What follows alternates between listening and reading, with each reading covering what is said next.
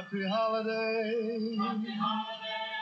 Happy holiday. Happy holiday. While the merry bells keep ringing. Happy holiday to you.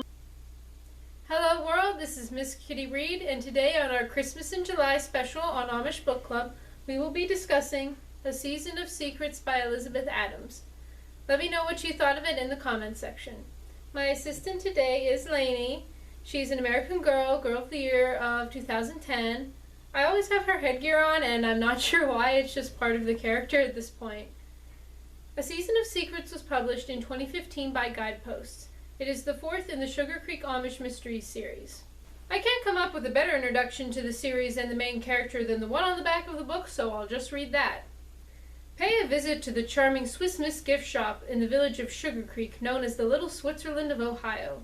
You'll get to know Cheryl Cooper, a newly arrived Englisher with her Siamese cat, Bo, who is settling into the routine of running the store and adjusting to life in an Amish community. But it isn't the laid-back country living that Cheryl expects. She befriends Naomi Miller, an Amish farmer's wife, and together they lend a hand to their neighbors and untangle the mysteries of Sugar Creek. The book features Cheryl and one of her employees, Lydia. Lydia is an Amish girl on Rumspringa who wears English clothes and has a cell phone.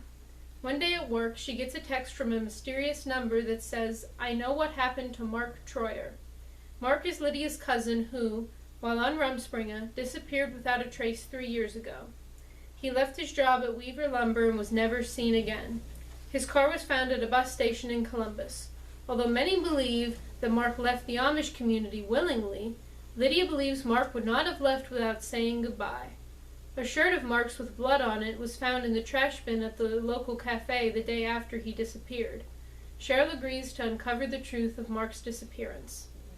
Cheryl starts her investigation by asking the police chief to find out who the phone number belongs to, and he reluctantly agrees. Then Cheryl visits her Amish friend Naomi to discuss the case with her two daughters, Esther, who works at the store, and Elizabeth. They share that a driver for the Amish saw an English girl with glasses in Mark's car the night he disappeared. Mark had been taking community college art classes to further his love of sculpture. Cheryl and Naomi visit Mark's parents, Saul and Joanna. Joanna is overjoyed that she might get some answers, but Saul is upset and tells Cheryl to not continue the investigation and give Joanna false hope. Cheryl talks to some Amish girls who Mark flirted with and a man who broke up with his girlfriend over Mark's flirting. Nothing fruitful comes of this. There is a rumor that Mark was in debt at the local racetrack. Cheryl emails local artists to see if Mark might have worked for them and gets a list of people who were at the cafe the same day Mark's shirt would have been dumped there. Mark's mother, Joanna, comes to see Cheryl at the store. She says that even though Saul forbade her from speaking with Cheryl, she must tell her not to give up on finding Mark. Cheryl questions Joanna and learns that Saul forbade Mark to go to art class, and during an argument, Saul slapped Mark. Cheryl can't help but wonder if Saul has been behind Mark's disappearance. Meanwhile, the Amish community is having a fundraiser for a boy with diabetes. Cheryl wants to add improvements like caterers and decorations, but Naomi politely rejects all of it. Cheryl learns nothing from a trip to the Columbus bus station, but then goes to visit Lydia's brother Elam. Elam answers Cheryl's questions, but he seems to be holding something back.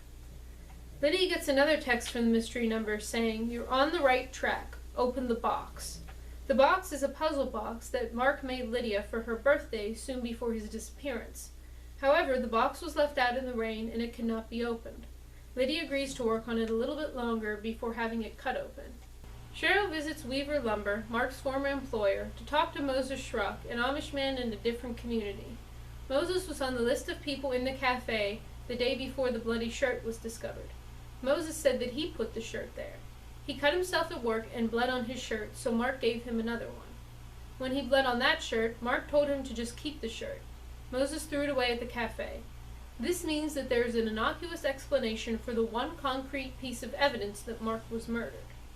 The police chief tells Cheryl that the phone number is registered to Lydia's brother Elam. Lydia's other brother now has the phone, but Cheryl discovers that the SIM card is gone. This means that anyone could send text from their phone, but the number would be Elam's old phone number.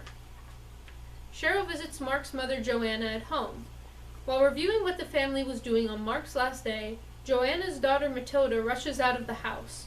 While driving away, Cheryl gets a text from the mysterious number that says, "You're getting close. Please don't stop now. There's not much time." Cheryl and Lydia get the puzzle box cut open and discover that Mark signed his car over to Lydia and that Mark was using a different last name. This proves that Mark chose to leave and that Mark said goodbye, at least to Lydia. Cheryl contacts all the artists she did before and learns that Mark worked for an artist in Toledo before attending art school in Chicago. It's the day of the fundraiser and Cheryl is determined to get answers. Cheryl reviews the case with Naomi as they set up. Then Cheryl gets another text from the mystery number telling her that she will find Mark at the art school in Chicago under his alternate last name. Cheryl calls the number and hears the phone ringing. The person sending the text is Naomi's daughter, Elizabeth. Elizabeth and Mark were friends and have kept in contact. Elizabeth said Mark did leave a note for his family and wrote letters, but when they never responded, he cut contact and made Elizabeth promise to never tell anyone what happened to him. Elizabeth wanted to honor this promise while getting Mark reunited with his family because his wife will soon have a baby. Then they will move to Rome to continue Mark's studies.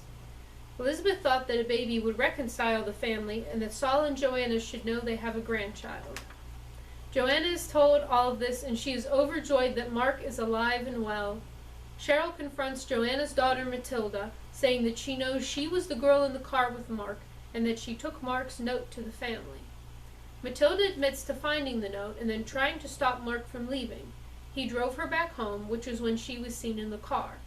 Matilda burned the note and every subsequent letter from Mark so that the family image would be preserved and the younger children wouldn't be enticed to leave like Mark did. Saul and Joanna talk to their son over the phone for the first time in 3 years. In the epilogue, Cheryl gathers with the family as they joyously reunite with Mark. The end. I only have a few minor complaints about this book.